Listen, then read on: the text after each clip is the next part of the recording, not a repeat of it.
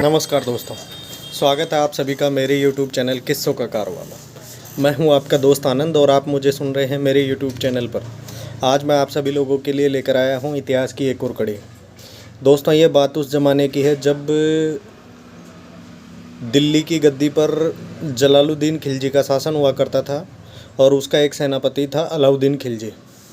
और उसने जलालुद्दीन की बेटी से शादी करके जो भतीजा था सेनापति उसी को बना रखा था, और जो भतीजा था उसी ने जलालुद्दीन की बेटी से शादी करके उसका दामाद बन गया था और दिल्ली की गद्दी पर अधिकार भी उसका हो गया था। अब वो नया नया राजा बना था। जलालुद्दीन खिलजी भी दोस्तों इसके पहले रणथंबोर के किले पर आक्रमण करने की नाकाम कोशिश कर चुका था और अपनी इस कोशिश में वह सफल नहीं हो पाया। इसी के तहत जब अलाउद्दीन खिलजी राजा बना तो उसने सोचा कि काई के लिए नया राजा बने हैं, काई के लिए एक दूसरे से युद्ध करना, इसके लिए उसने शुरू में शांति अपनाई रखी।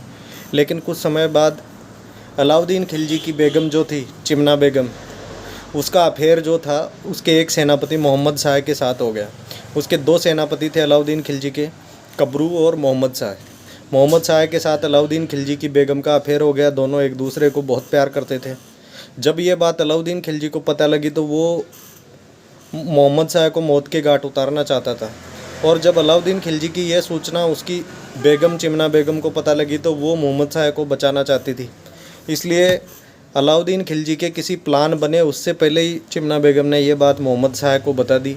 और मोहम्मद शाह को जब ये पता चला तो मोहम्मद शाह को बताया कि तू यहाँ से भग जा, फ़ायदा तेरा इसी में है, 2 दिन के अंदर अलाउद्दीन खिलजी तेरे को मौत के घाट उतारने वाला है।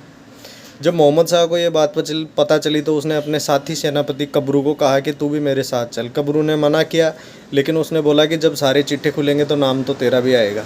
इसलिए दोनों मिलकर के दोस्तों रणथंबोर के शासक हमीर देव चौहान के पास आ जाते हैं। और ये हमीर देव चौहान वही है जिनके पिता अपने राज्य में न्याय के लिए दरबार लगाते थे। इसके विषय में खूब प्रसिद्ध थे वो।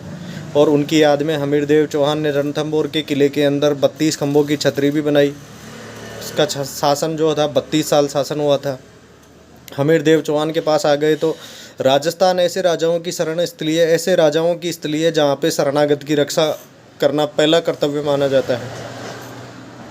ये शरणागत की रक्षा के विषय में अपन जैसलमेर दुर्ग के बारे में भी बात करेंगे दोस्तों।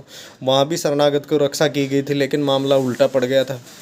जब ये कबरू और मोहम्मद शाह बक करके हमीर देव चौहान के पास आ गए तो हमीर देव चौहान ने इनको शरण दी।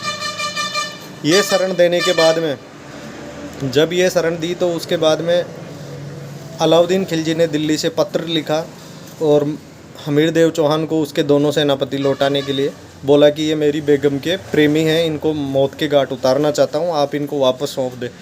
लेकिन हमीर देव चौहान ने वापस करने से मना कर दिया, क्योंकि वो अपने राजपूत धर्म को निभा रहे थे और राजपूत धर्म ये कहता था कि शरणागत की रक्षा किसी भी हालत में होनी चाहिए। तो उसने नहीं लौटाया। उसने 1-2 पत्र और व्यवहार किए तो मना कर दिया।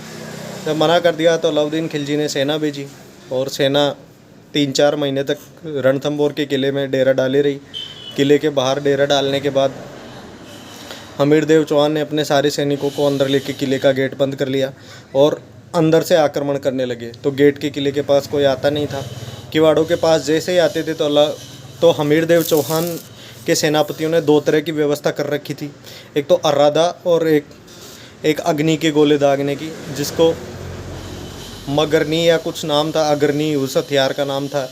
अर्रादा और अगरनी 2 नाम के हथियार रख रखे थे, जिसमें एक तो पत्थर फेंके जाते थे, एक से आग के गोले फेंके जाते थे। इसकी वजह से गढ़ के गेट के पास आने की कोई विरोधी सैनिक हिम्मत ही नहीं करता था, तो उनको दबा दिया जाता। उसने जब 2 सेना अलाउद्दीन खिलजी ने जब सेना भेजी तो उसने 2 नए सेनापति भेजे। और जो नए सेनापति भेजे उसमें कमालुद्दीन गरग और एक और था। इन दोनों सेनापतियों ने हमीर देव चौहान को समझाने बुझाने के लिए, संधि करने के लिए बुलवाया और पत्र व्यवहार के थ्रू बोला। हमीर देव चौहान ने मना कर दिया, बोले कि राजा से राजा बात कर सकता है, तुम उसके सेनापति हो, तुमसे मैं बात नहीं कर सकता।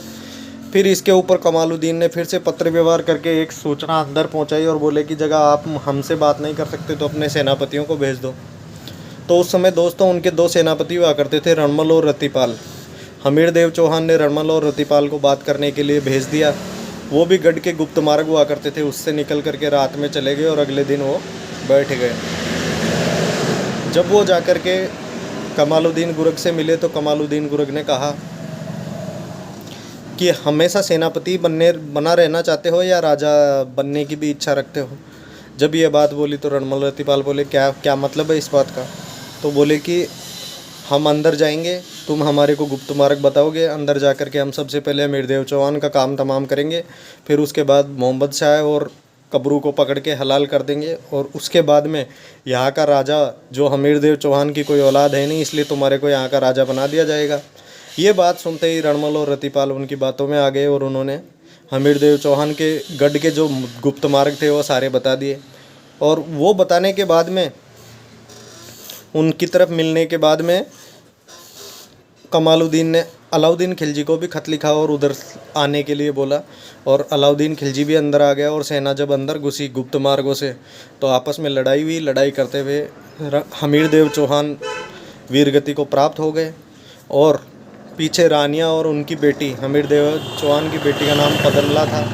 दोनों ने गढ़ के अंदर स्थित पदमला तालाब में कूदकर जल जोहर कर लिया, और हमीर देव चौहान विरोधी आक्रांताओं से लड़ते हुए वीरगति को प्राप्त हुए।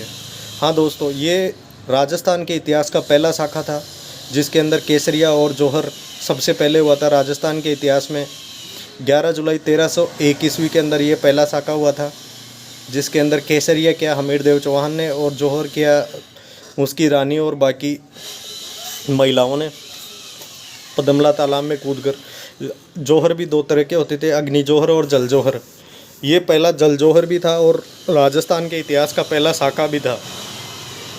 ये जब हो गया तो अलाउद्दीन खिलजी की सेना ने उसके भागे हुए सेनापति जो मोहम्मद शाह और कबरू थे उनको पकड़ लिया और उनको पूछा कि अब क्या प्लान है। तो मोहम्मद शाह ने बोला कि अगर जिंदा छोड़ दिया जाए तो तेरा क्या प्लान है। ये जब पूछा गया तो मोहम्मद शाह ने बोला जिंदा छोड़ने की गलती भी मत करना, मैं वापस यहाँ का राजा बनूंगा, वापस दिल्ली जाऊंगा और चिमना बेगम को उठा के ले आऊँगा, और उसके बाद में हमीर देव चौहान की जगह मैं यहाँ शासन करूंगा और तेरी वाट लगा दूंगा। ये सुनते ही उसने दोनों को हाथी से कुचलवा दिया, दोनों को हाथी से कुचलवा दिया।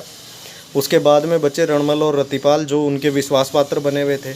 उनको अलाउद्दीन खिलजी ने कहा कि जब तुम अपने एक हिंदू राजा के ही अपने नहीं हो सके तो मैं तो फिर भी एक मुसलमान हूँ, भारी आक्रांता हूँ, मेरे तो तुम कब होगे, इसलिए मैं तुम्हारे को माफ़ नहीं करता। और उन दोनों को मौत के घाट उतार दिया।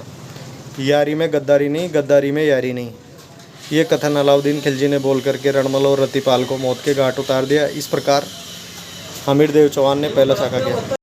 अगर इतिहास के ऐसे किस्से आपको पसंद आते हैं तो मेरे चैनल को लाइक, शेयर और सब्सक्राइब ज़रूर कीजिए। नमस्कार।